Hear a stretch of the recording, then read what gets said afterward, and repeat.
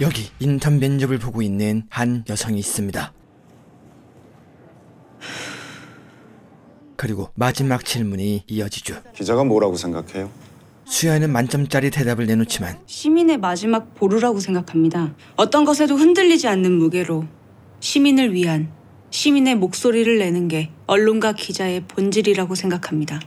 지수는 세상에서 가장 중요한 건 진실이 아니라 바로 밥줄이라고 말합니다. 그러니까 지금 밥벌이를 위해 기자가 되겠다, 뭐 그런 거예요? 네, 기자는 거짓말을 하면 안 되는 직업 아닙니까? 밥이 세상 무엇보다 우월하다는 팩트를 알게 된 이상 기자가 되겠다면서 거짓말을 할 수는 없습니다. 거짓말을 하지 않고 월급을 받을 수 있는 직업, 그게 제가 생각하는 기자의 정의입니다.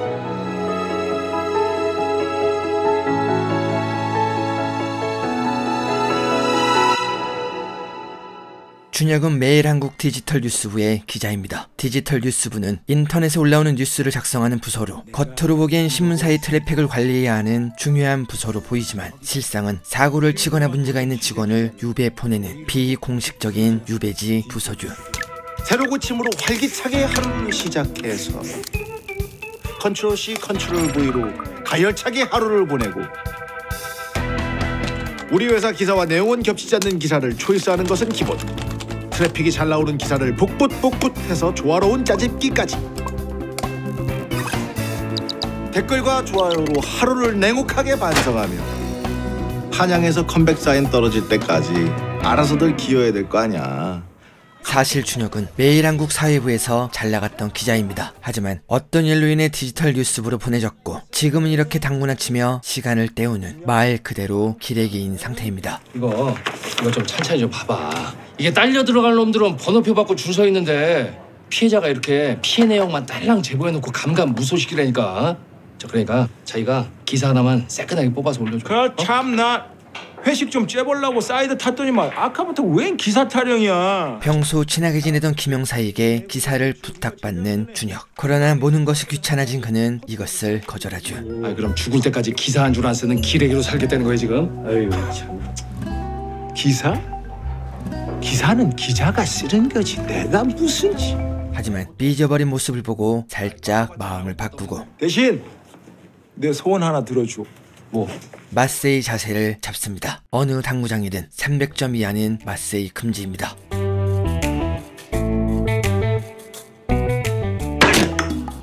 다이가 찢어져 재빨리 도망치는 준혁. 결국 사회부에 있을 때 선배였던 윤경의 술자리로 향하죠. 강윤아 그만 들어가고 초안 작성해서 2시까지 보내. 알겠습니다.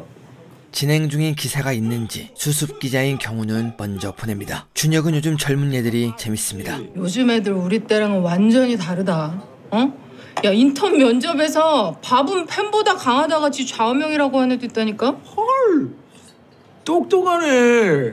그들을 볼 때면 자신의 신입 시절이 계속 떠오르죠. 심지어 경우 쟤는 특종 노래를 부르더니 진짜 특종을 물어왔다니까? 윤경이 보내준 서류는 금원 기업의 채용 비리 명단입니다. 이것은 새로운 산업단지가 들어서며 금원 기업이 보상 차원으로 지역민을 우선 채용했는데 검사 출신인 고수도 의원이 누군가의 채용을 청탁했다는 의혹이 있습니다. 속도 모르고 지원했다 떨어진 애들이 이거 보면 아니 근데 이제 겨우 수습이 내가 이런 특종을 물어왔으니 수습 딱지는 뗀 거나 다름없구먼. 하지만 이상합니다. 이렇게 중요한 제보를 어떻게 경력이나 인맥도 없는 수습기자가 얻을 수 있었을까요? 다음날 면접을 함께 보던 지수와 수연은 인턴에 뽑혔고 사회부 등 여러 부서를 돌며 일을 배우고 있습니다. 야, 그 오수연 씨는 인턴 경험이 많네? 네, 되도록 많은 곳에서 다양한 경험을 해보고 싶었습니다. 그렇지. 경험만큼 좋은 스펙이 어디 있겠어. 응? 다들 오수연 씨처럼 기자가 꿈이었나? 네. 네. 내 꿈은 인턴 평가 끝나고 여기 있는 사람들 전부 다 정규직으로 전환돼서 우리 매일 한국 수습 기자가 되는 거예요. 어떻게? 우리 인턴 기자님들 내 꿈 이뤄줄 수 있겠죠? 예. 네. 하지만 이것은 실현 불가능한 얘기입니다. 언제나 그들은 웃으며 노력하고 꿈꾸면 안 될 일이 없다고 하지만 그 닫혀있는 문을 여는 건 단순히 노력만으로 되는 것이 아닙니다.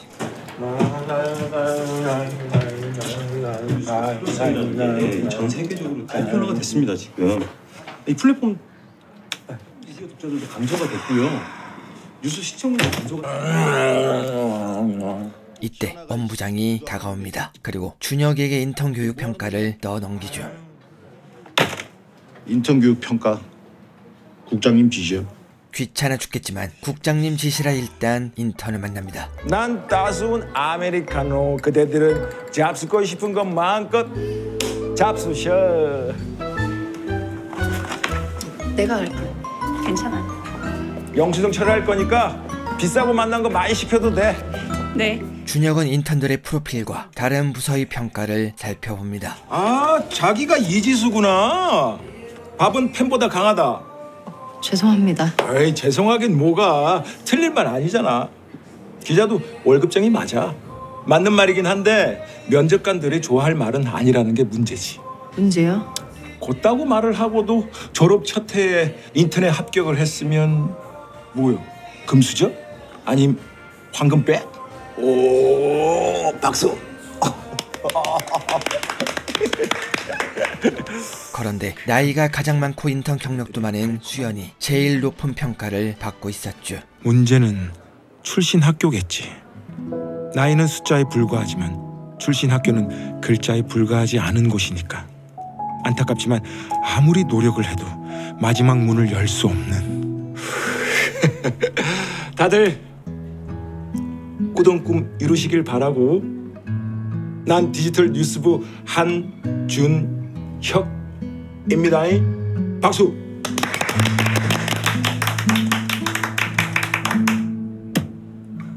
준혁은 디지털 뉴스부의 일을 아는지 묻고 언론 시장의 미래는 온라인에 달려있다는 생각에 여기 디지털 뉴스부가 제일 기다려졌습니다. 뭐? 거창한 대답에 빵 터집니다. 이곳은 그런 사명감을 가질 곳이 아니죠. 집에 좀 갑시다. 집에. 자, 한번 해봅시다.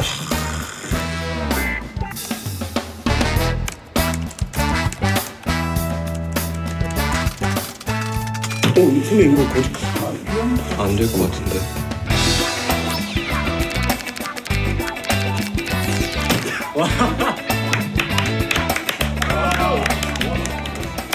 사람들은 재밌어하지만 지수는 미묘하게 준혁을 바라보며 알 수 없는 중호의 표정을 보입니다.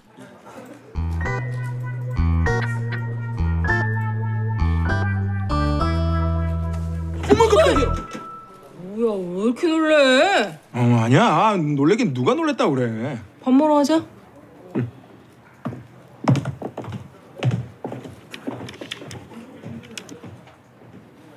지수는 집에서 싸온 김밥으로 점심을 때웁니다.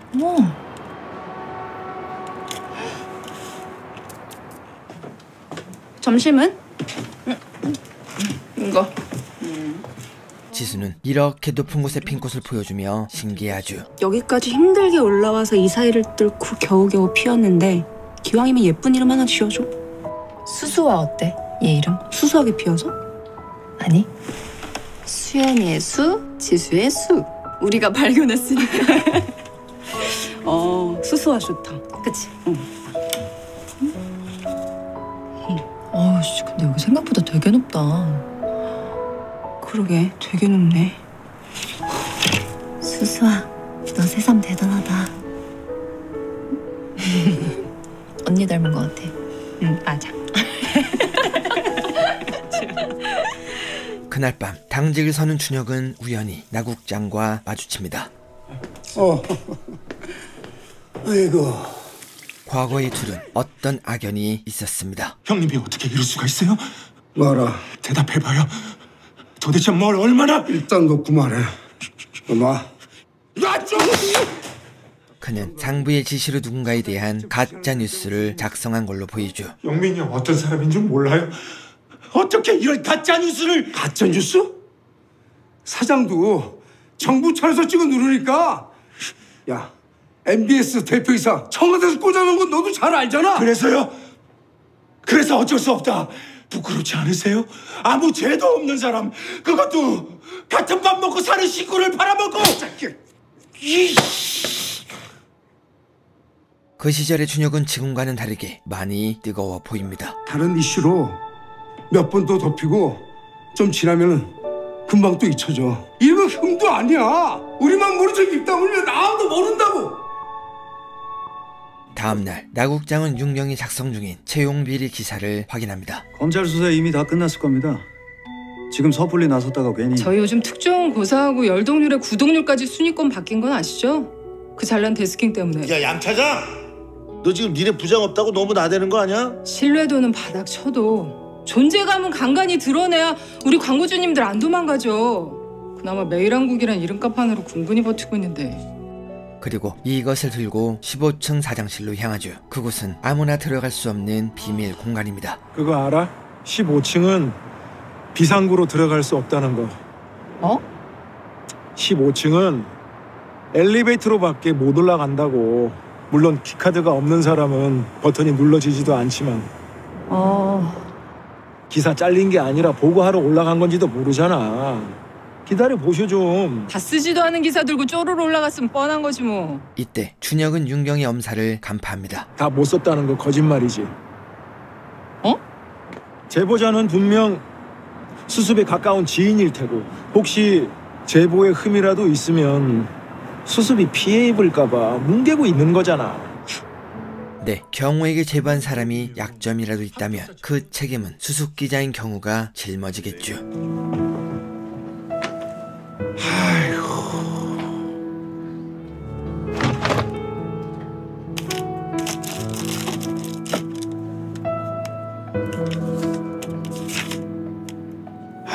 아서라, 내가 무슨 관두자. 당구장으로 향합니다. 그리고 찢어진 다이가 괜찮은 걸 확인하죠. 아유, 거봐. 공 몇 번 치고 좀 지나면 금방 괜찮아진다니까. 우리만 조용히 하면 누가 그랬는지 아무도 모를걸. 과거가 떠오릅니다. 그때 나국장은 조금만 지나면 잊힐 거라고 말했죠. 형님, 제가 부족했습니다. 죄송해요. 그게 무슨 말이야?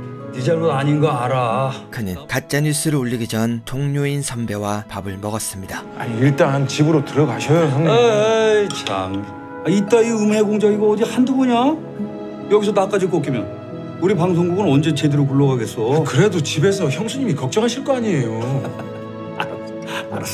알았으니까 내 걱정하지 말고 어여 들어.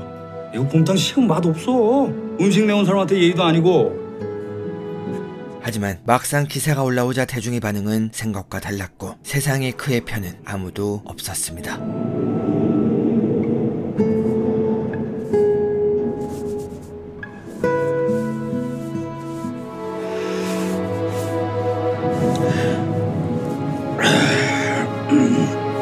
선배는 목숨을 끊습니다. 그리고 소식을 들은 그의 가족이 병원에 도착하죠.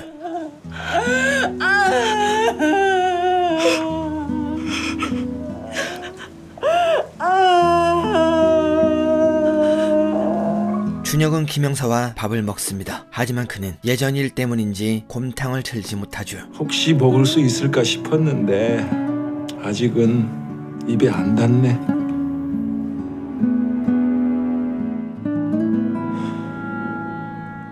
김영사는 기분을 풀어주기 위해 재미있는 얘기를 합니다. 나 관내 업소에서 찔러주는 꾹돈 안 받는다고 왕따 당한 적이 있었잖아. 그때 내가 진짜 좋아하는 선배가 나한테 그러더라고. 네가 무슨 청백리 맹사성의 황희정성이나 되는 줄 아냐? 너는 그냥 포졸이고 짭새야. 아이고, 한 500번은 들었네. 그리고 비밀이지만 그 뒤 몇 번 돈을 받았다고 자백하죠. 미친놈이 옆에서 뛰면은 성한 놈도 덩달아 뛸 수밖에 없더라고. 안 그러면 성한 놈이 더 미친놈 취급받는 세상이니까. 그렇다면 궁금해집니다. 이렇게 불공평한 구조를 탓하면서 아무것도 바꾸지 못하는 건 혹시 잘못된 건 이 사회가 아니라 이것을 지적하는 사람이 아닐까요?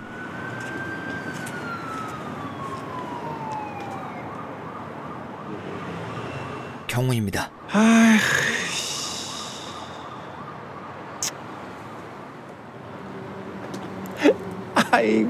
아이고. 선배, 특정! 장관 아닙니다. 낙종, 누가 물어봤습니까? 선배 어떻게 여기까지? 얌마, 나도 나름 사회부 출신이야. 여기서 자고 앉았다. 커피를 마시자. 알겠습니다. 준혁은 특종을 잡을 때의 주의점을 하나씩 짚어줍니다. 제보의 입수 과정이 대부분 합법적이지 못하니까 취재 대상은 그걸 빌미로 트집을 잡을 테고 그건 곧 제보자에 대한 압박과 피해로 번져가거든. 제보자에 대한 압박과 피해요? 팩트를 부정할 수 없으니 그 제보한 사람을 나쁜 사람으로 만드는 게 그들의 수법입니다. 혹시라도 기사 때문에 이 친구가 불이익을 당해서는 안 되잖아. 제 친구인 건 어떻게 하시고? 야, 인마, 너 이제 수습인데 그런 정보를 어디서 물어봤겠니? 네 친구가 금원기업 직원이야? 네, 직원은 맞는데 동시에 채용비리 피해자기도 해요. 피해자? 선배, 저 좀 도와주십시오. 싫은데. 놔. 말과는 다르게 준혁은 함께 제보자를 만납니다. 소희야, 문건 출처가 어딘지 말해줄 수 있어? 제보자가 전해준 리스트는 사건을 함께 공모한 내부자가 아니면 절대 얻을 수 없는 중요한 증거죠. 혹시 네가 직접 작성한 건 아닌가요? 내가 작성했어.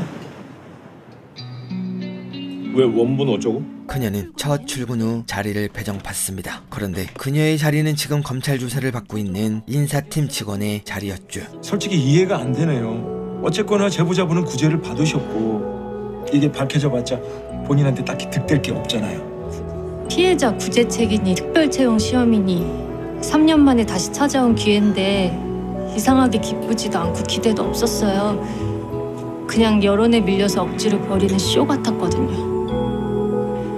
그녀 역시 취업 전선에 밀려 많은 고생을 했습니다. 하지만 모든 면접에서 떨어졌고 반복되는 이 삶에 지쳐 금원기업 채용 시험엔 엉망으로 답안지를 작성했죠. 근데 점수가 20점밖에 안 나왔는데도 덜컥 합격을 시켜주더군요.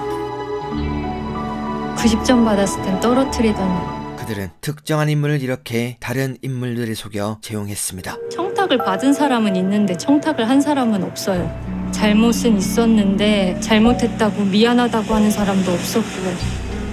대신 구제해줬으니까 고마운지 알고 조용히 일이나 하면 되는 건가요?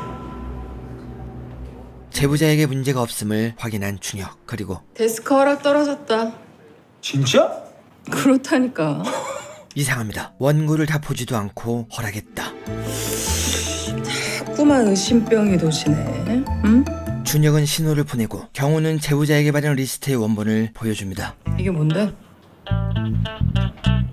검찰 조사 중인 인사팀 직원이 작성한 고수도원 개인 청탁 명단 원본입니다. 응? 뭐? 원본이라니? 제보자가 그거 보고 엑셀로 작성한 거고 체크해보니까 원본이랑 똑같습니다. 수기 메모고 내부 기밀 문건도 아니니까 입수 경로도 문제 없고요. 아이고, 그러니 똑같네.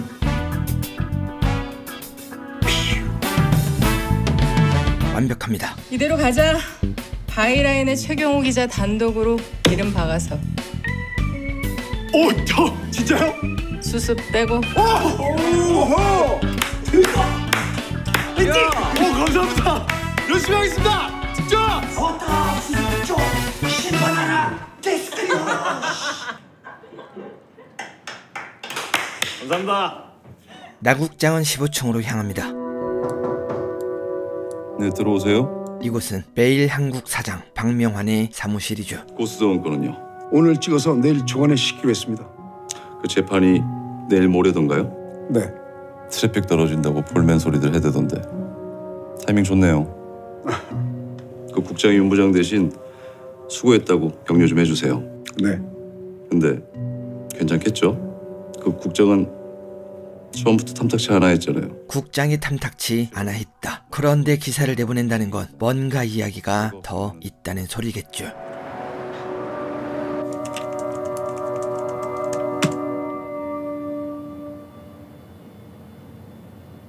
준혁은 김영사가 부탁한 기사를 작성합니다. 선거 기사 등록 확인.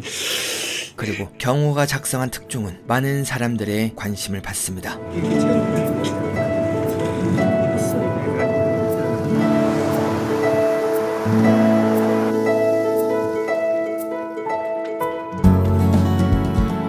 나국장은 직접 사회부를 찾아와 격려합니다. 자, 이거 야, 원래 그 유망주가 이 데뷔전에서 골을 잘 못 넣는데, 야, 데뷔골 축하한다. 아닙니다. 뭐 어시스트가 완벽해서 전 그저 머리만 살짝 갖다 댔을 뿐입니다. 잘했어. 고마워. 그래, 맛있는 거 많이 먹어. 응? 네. 그래, 술 먹어.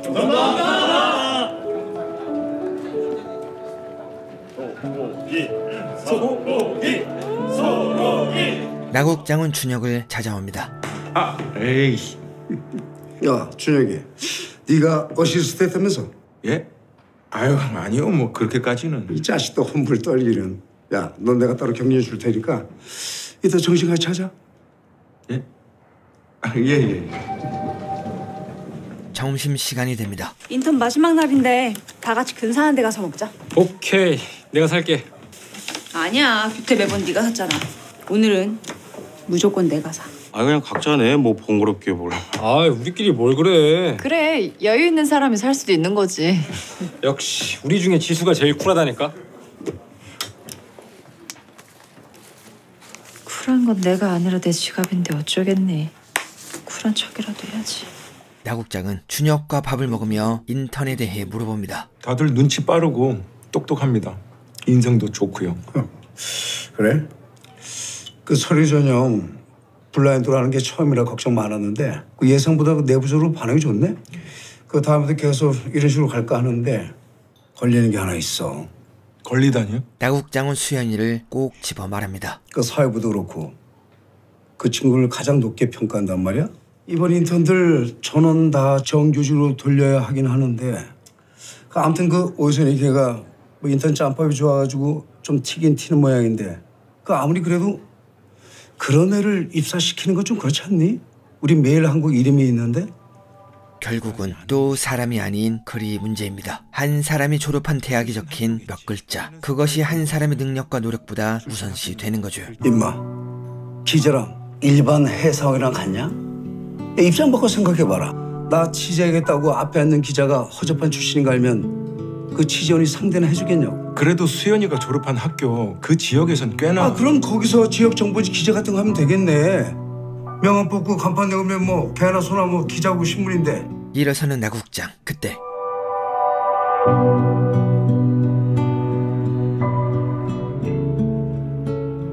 야, 아무튼 나 내 편집국에 그런 흠 있는 거 용납 못하니까 네가 책임지고 오수연이 이름만 도려내. 먼저 간다. 고민하는 준혁. 이것들이 마지막 날이라고 아주 막 나가네. 하여튼 요즘 것들은 기본적으로 개념이 없어. 인턴들은 뒤늦게 들어옵니다. 야! 인턴들 다들 회의실로 집합해.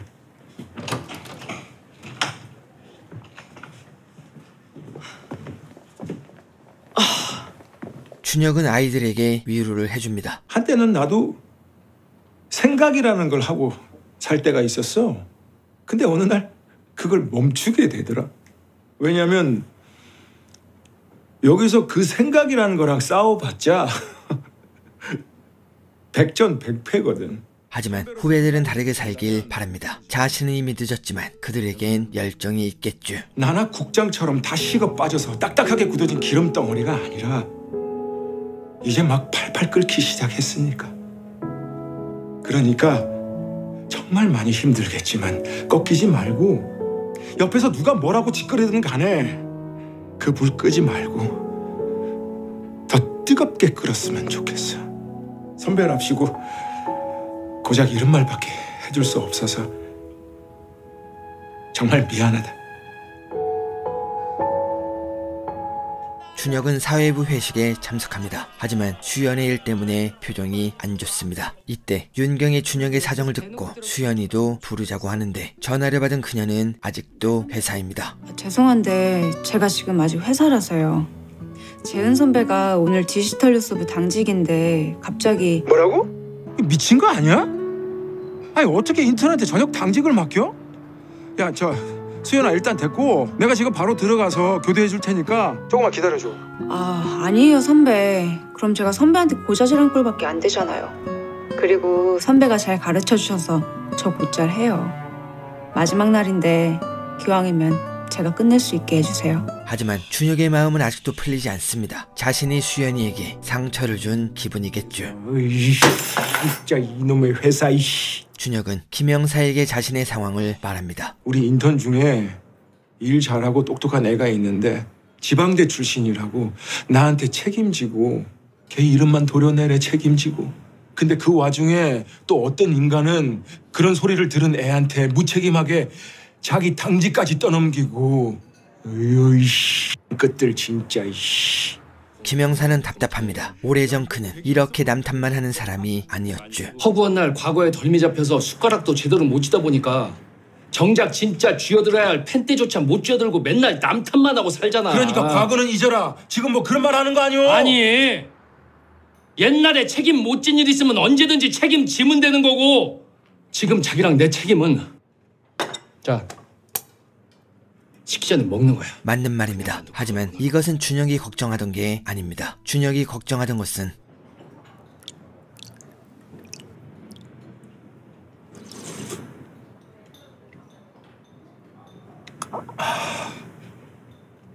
이럴 것 같아서, 너무 맛있을 것 같아서. 너무 맛있으면 금방 까먹고 언제 그랬냐는 듯 잘 먹고 잘 살 테니까. 책임져야 할 것을 잊어버리고 익숙해질 자신이 두려웠던 거죠. 김밥 내가 만 거라 맛은 보장 못함. 김밥 네가 만 거라 맛은 상관없음. 아이고 사장님, 진작에 이실 죽고 했어야 했는데 그 새로 갈기에는 부족하겠지만 조금이라도 보태시라고. 아니 그게 아니고 김영사가 다음날 미안하다면서 이미 변상을 했다고. 에? 네, 준혁이 찢어놓은 다이는 이미 김영사가 사과와 배상을 다 했습니다. 여보세요, 김영. 나 지금 당구장. 근데 이거 자기 김영란법에 걸리는 거 아니야? 야야! 아 그래 1,000원이나 1,000원. 아이고, 무식한 짭새 형 덕분에 더 무식한 기레기 놈이 다양하게 배우고 산다. 고마워. 시간이 지나면 괜찮아지는 건 없습니다. 누군가가 해결해주고 이끌어줄 그런 듬직한 사람이 우리에겐 필요하죠. 이젠 안 찍을 거지? 아니요, 찍을 겁니다. 꽉 쥐고 제대로 찍을 겁니다. 수연에게 문자를 보냅니다. 아직 회사지? 못난 선배들 때문에 마지막 날까지 이래저래 고생이 많았다. 아니에요 선배. 선배 덕분에 좋은 기억도 많았습니다. 자식. 준혁은 답장을 보내다 만나서 해줘야겠다는 생각에 쓰던 걸 접고 회사로 향합니다. 이제 당직 끝나서 정리하고 퇴근하려고요. 선배, 그동안 감사했습니다. 하지만 길목을 돌아서는 순간 수연은 창밖으로 몸을 던졌죠. 경찰서에 도착한 준혁은 아무 말도 하지 못했고 소식을 들은 김영사가 도착합니다. 아까 자기가 말한 그 친구야?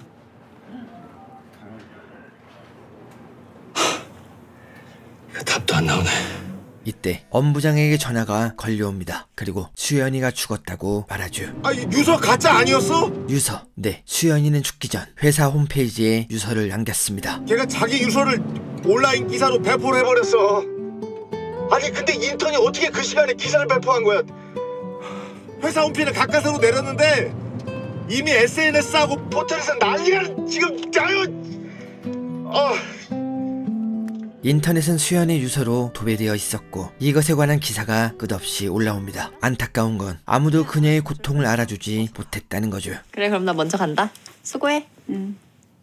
혹시 준혁이 보내지 못한 문자를 보냈더라면 결과가 달라질 수 있었을까요?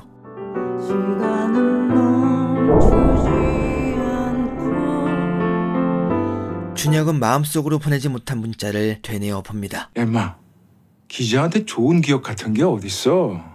진짜 기자로 만들어 버릴 테니까. 네, 준혁은 그녀를 책임지려 했던 걸로 보입니다. 하지만 이젠 너무 늦어버렸죠. 선배도 나쁜 기억들은 다 잊고 아셨죠?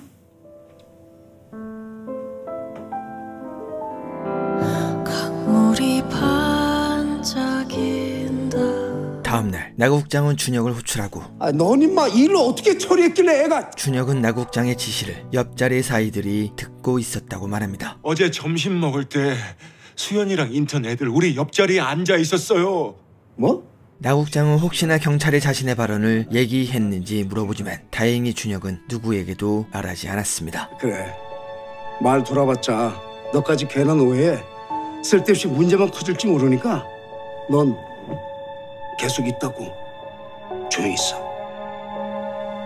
나 국장은 인턴들을 불러 어제 일을 해명합니다. 오수연 씨한테 대체 무슨 일이 있었는지 모르겠지만 여러분 모두 인턴 능력 평가에 합격돼서 그 4달부로 정식 수습기자 발령이 난 상태였어요. 물론 오수연 씨까지 포함해서. 그녀의 죽음에 자신은 잘못 없다는 핑계를 부랴부랴 내놓는데 이것을 지켜보는 지수는 한숨이 나옵니다.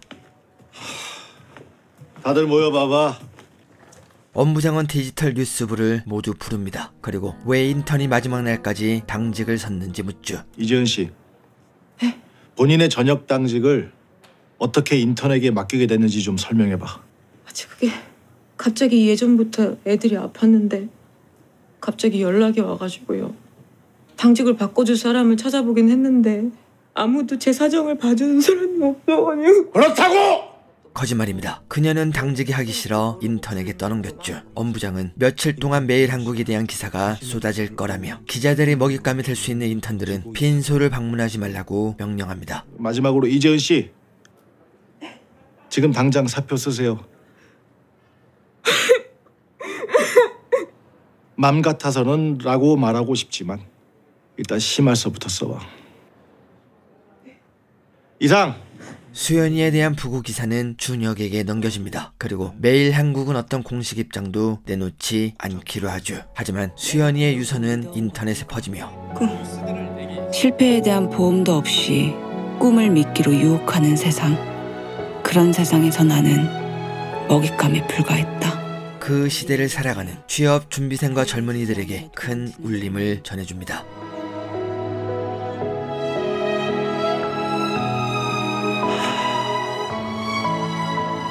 대한민국에서 인정받을 수 있는 실패는 오직 성공한 자들이 말하는 실패고 실패자들이 말하는 실패에 귀 기울여줄 사람은 아무도 없다. 내 실패도 세상의 수많은 사소한 실패 중 하나로 남게 될 것이다. 지수는 준혁을 찾아갑니다. 출발부터 잘못됐잖아요. 뭐가? 다들 수연 언니가 왜 죽었는지만 궁금해하고 있잖아요. 누가 죽였는지는 생각하지 않고. 무슨 소리야? 수연 언니는 자살한 게 아니에요. 타살당한 거지. 준혁은 수연의 죽음을 내몬 사람을 찾아야 한다는 뜻으로 이해하지만 지수의 말은 그게 아니었습니다. 사회적 타살인데 그런 뻔한 비유가 아니라 범인이 따로 있다고요. 사건 날 지수는 건물에 다른 누군가 있는 걸 보았고 무엇보다 지수를 만났을 때 수연의 상태가 나쁘지 않았습니다. 물론 속마음은 알 수 없는 거지만 단순히 국장의 말과 재은의 당직을 넘겨받은 것으론 이런 일을 벌일 것 같진 않았죠. 근데 설사 자살이라고 해도 선배 역시 왜라는 질문에 그렇게 자유로울 수 있는 사람은 아니잖아요. 선배한테 책임감 같은 게 있는진 모르겠지만. 한편 박 사장은 수연의 죽음보다 언론의 포화를 맞는 게 걱정입니다. 그 고의원 재판 결과 나오려면 얼마나 남았어요? 오늘이 마지막 재판이니까 저녁 뉴스에나 나올 겁니다. 묻혀가길 바랬던 이슈에 대래 지금 묻어가길 바라고 있네요. 너무 걱정 마시죠. 하루에도 수십 건씩 벌어지는 개인의 질환이고 사고일 뿐입니다. 굳이 따지자면 사회 구조적인 문제지 우리 회사 탓도 아니고. 그 빈소 시끄럽지 않게 교통정리나 좀 잘해주세요. 네. 그리고 재은은 수연이 사건이 있고도 죄책감 같은 건 하나도 보이지 않습니다. 수연이 불과 몇 시간 전에 이 기자 서 있는 바로 거기서 뛰어내린 거 알죠?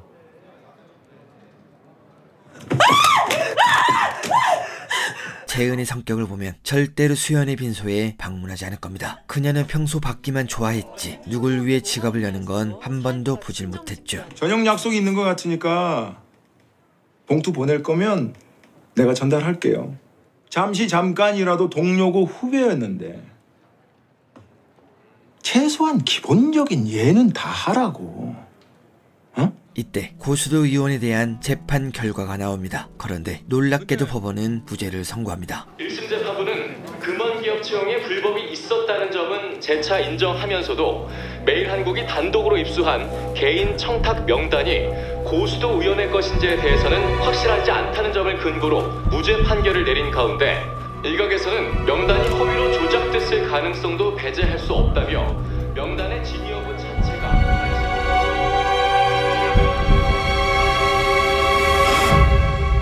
명단은 진짜입니다. 하지만 문제는 재판이 있기 전 매일한국에서 명단이 가짜였다는 정정 보도가 나갔죠. 벌써 정정 보도 올라왔어. 재판 시작 5분 전에. 법원은 이 기사를 보고 고수도 의원에게 무죄를 선고합니다. 그리고 SNS와 커뮤니티는 순식간에 이것에 대한 얘기로 도배가 되고 박 사장은 다음 방법을 논의하죠. 제 생각에는 당장 회사 공식 입장 발표하고 우리 사장님 명예를 훼손한 언론사에 대해서는 강력한 법적인 조치를. 법적인 조치? 이거 봐. 그건 바로 인정하고 들어가는 모양새잖아. 이때 나 국장에게 좋은 생각이 떠오릅니다. 차라리 우리도 편성하는 게 어떤가 싶습니다. 나 국장은 지금 흐름을 이용하여 수연의 유서가 아닌 인터넷 처우에 대한 문제로 화제를 돌리자고 말합니다. 그렇게 되면 이것은 매일한국의 문제뿐 아니라 한국 사회 전반의 문제가 되겠죠. 그리고 이 작업은 준혁이 속해 있는 디지털 뉴스부가 맡게 됩니다.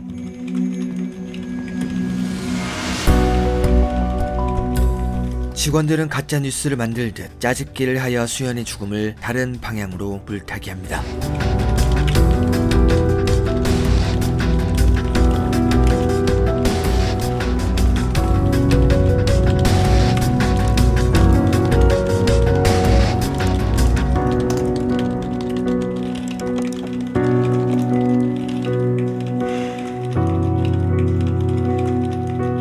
더 이상 참을 수 없는 준혁. 수연이를 지켜주지 못한 뒤 마음을 고쳐먹고 펜을 잡기로 결심합니다. 그리고 그 첫 번째로 고수도 의원의 재판 결과를 살펴보죠. 더욱이 청탁이 있었다면 금원기업은 업무방해 피해자가 아닌 공범으로 봐야 하므로 피고인의 업무방해죄는 성립될 수 없다?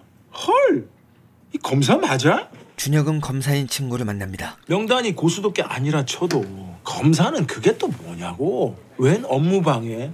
청탁을 받은 사람도 공범인데 애초에 이게 말이 안 되잖아. 직권남용이나 제3자 뇌물수수 같은 걸로 걸었어야지. 친구는 핵심을 짚어줍니다. 준혁의 말이 틀린 게 아니지만 모든 것은 매일한국에서 보도했던 리스트가 거짓이란 정정 보도를 했기 때문에 법원은 무죄를 내린 겁니다. 생각해보면 말이야, 문제는 니네 매일한국에 찾아봐야 되는 거 아니야? 우리 회사? 찌라시 안 봤어? 아니 어떻게 정정 보도를 딱 그 타임에 맞춰서 내보내냐고. 마치 재판에 무슨 영향이라도 주겠다는 것처럼. 뭐? 친구는 자신의 카톡을 보여주는데 이것은 찌라시 뉴스 등을 공유하는 오픈 카톡입니다. 거기엔 누군가 정정 보도가 나올 거란 걸 알고 있는 사람이 있었죠. 그렇다면 이것은 모두 계획된 것이고 기사를 작성한 걸로 보이는 나 국장은 모든 것을 알고 있겠죠. 다음날 밤새 야근을 한 지수를 데리고 아침을 사줍니다. 이곳은 그녀의 아빠 이용민 PD와 준혁이 마지막 밥을 먹은 장소입니다. 그분이 곰탕을 아주 좋아하셨어. 준혁은 자신의 잘못된 기사로 목숨을 끊은 이용민 PD에 대한 얘기를 합니다. 그런데 그에 대한 기사는 준혁이 작성한 게 맞지만 나 국장의 입맛에 맞게 몰래 고쳤죠.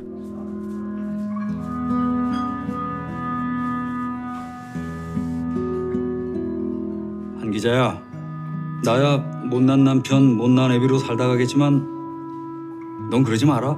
그러시면서 뭘 써주셨는데 뭔가 봤더니 시였어. 선비가 써준 시는 준혁이 인턴들에게 해주었던 조언입니다. 젊었을 때 꿈이 시인이었다고 말씀하시더라고. 부끄러우셨는지 얼굴까지 빨개지면서 말이야.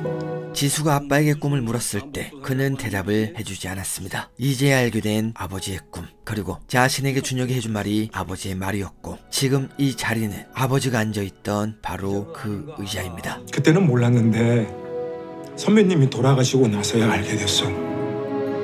난 선배님이 그렇게 좋아하시던 곰탕 한 그릇하고 시까지 한 편 빚졌는데 나는 그거 평생 못 갚을 거라는 거. 준혁은 그때의 상처로 인해 다시는 예전처럼 끓어오르지 못할 겁니다. 빚진 것 같지 않냐고? 미안하지 않냐고? 지수야, 네가 볼 땐 지난 6년 동안 내 기분이 어땠을 것 같니?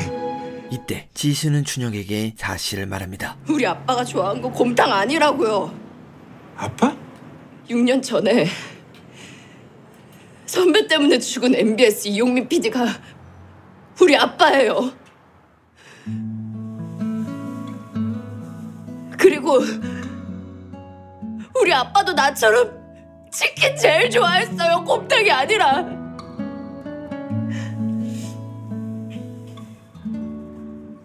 사무실로 돌아갑니다. 그런데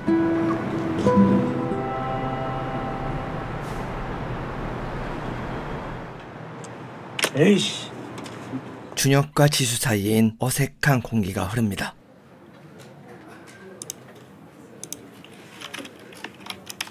이때 나국장은 매일한국의 새로운 쇄신을 위해 그동안 등한시했던 디지털 뉴스부를 개편하고 더 이상 가짜뉴스 공장이 아닌 직접 취재하고 기사를 쓰는 온라인 뉴스 보도에 집중하기로 결정합니다. 디지털 뉴스부에서 취재도 하고 기사도 쓰게 한다면 좋은 거 아니야? 기사는 뭔 놈의 기사? 죄다 뻘소리지. 한번 시험해 보면 되겠네. 뭐? 시험? 준혁은 나국장에 다른 의도가 있는지 아니면 정말로 쇄신을 바라는 건지 확인하기 위해 지수가 작성했던 칼럼글을 올립니다. 이것은 누가 봐도 수연의 죽음과 현 사회의 시스템을 꼬집는 글이죠. 그리고 매일한국의 입장에선 도둑이 제발 저릴 내용입니다. 결제가 올라갑니다. 그리고 원부장은 당연히 나국장의 심기를 건드릴까봐 노심초사하지만 나국장은 지수의 시원한 글이 마음에 쏙 들었죠. 리드도 좋고 체온도 좋고 문장도 예쁘고. 아니 이걸 수습이 썼다고? 네. 이름이? 이지수입니다. 그래? 이지수? 야 기사 좋은데 뭐가 문제야? 신문사가 이미지를 바꾸는 건 좋은 기사뿐이라며 지금까지와는 다르게 진보적인 모습을 보입니다. 심지어 잘 키워보라고 했다고? 준혁은 고민이 많습니다. 자신이 지수에게 잘해주는 게 마치 예전의 죄를 속죄하려는 느낌이 들었죠. 하지만 그는 지금 지수에게 잘해주는 것이 그녀의 아빠 때문이 아니라 정말로 지수가 좋은 기자가 될 수 있을 것 같아서입니다. 지수를 만납니다. 준혁은 입이 떨어지지 않습니다. 할 말 있으면 빨리 하세요. 국장이 네 기사 좋다고 칭찬하더라. 그래서요? 설마 기사 올려준 걸로 퉁치자 뭐 그런 건 아니시죠? 준혁은 지수에게 사회부로 옮길 것을 추천합니다. 자신보다 윤경의 밑에 있으면 배울 것도 승진할 기회도 훨씬 많겠죠. 디지털 뉴스부도 이제 취재하고 기사 쓰고 다 한다면서요. 하지만 지수는 디지털 뉴스부에 남길 원합니다. 그녀는 준혁과 한 곳에 있는 것이 불편하지 않은 걸까요? 이게 뭐예요? 준혁은 사직서를 꺼냅니다. 겨우 생각해낸 게 이거예요? 아니, 그럴까도 잠깐 생각했었는데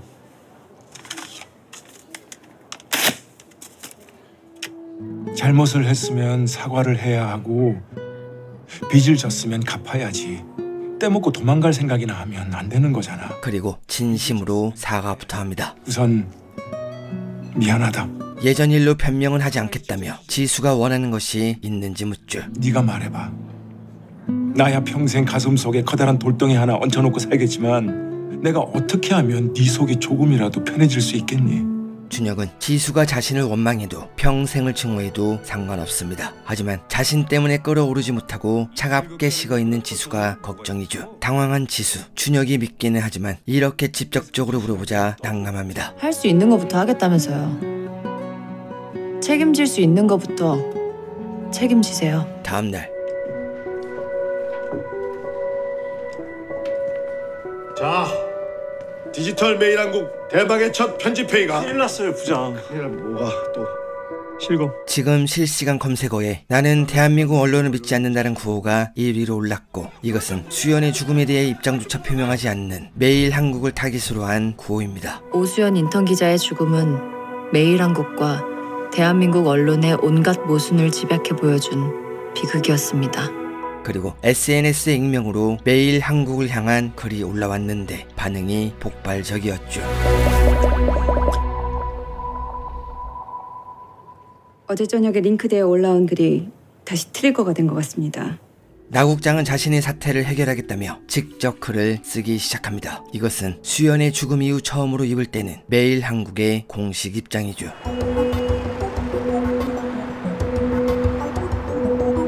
얼마 전 저희 매일한국에서 인턴 기자가 스스로 목숨을 끊는 안타까운 일이 발생했고 매일한국의 모든 기자와 임직원은 아직 슬픔에 빠져 있습니다.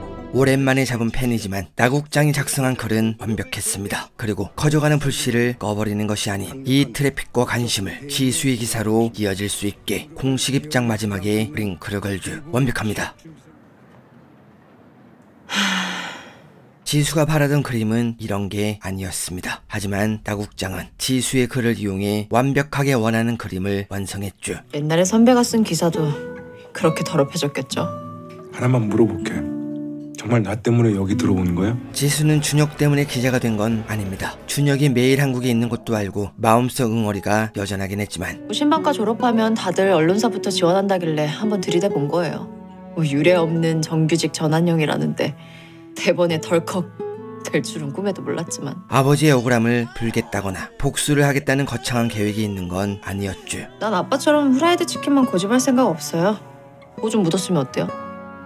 입에 들어가면 어차피 다 똑같은 치킨인데. 하지만 준혁을 만난 뒤 아버지의 시를 들은 뒤엔 적당히 치킨처럼 반반으로 묻혀 사는 사람이 되고 싶지 않았습니다. 나 진짜 기자 만들어줘요. 언제 어디서 누구 앞에서도 당당할 수 있는 진짜 기자로 만들어주면 뜨겁고 거창하게 한번 끌어올라 볼 테니까요. 곰탕처럼. 준혁은 이제야 선배가 준 시의 의미를 깨닫습니다.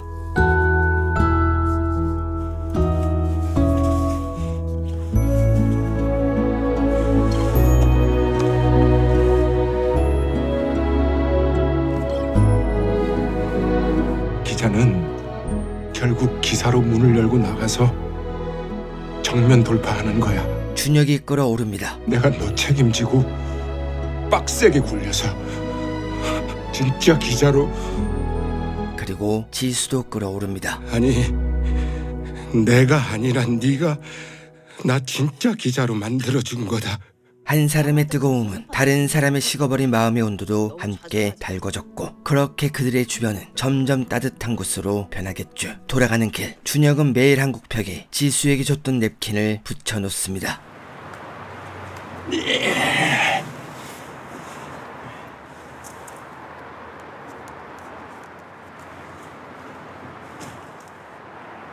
대한민국 언론 쭉 가라 그래.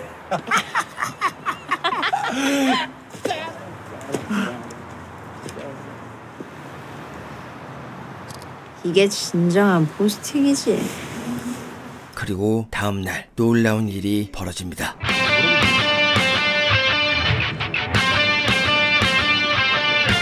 네, 준혁과 지수의 온도는 많은 사람들의 마음에 전해졌습니다. 과연 그들의 마음은 식지 않고 어디까지 끓어오를지 JTBC 드라마 허쉬에서 직접 확인해 보시기 바랍니다.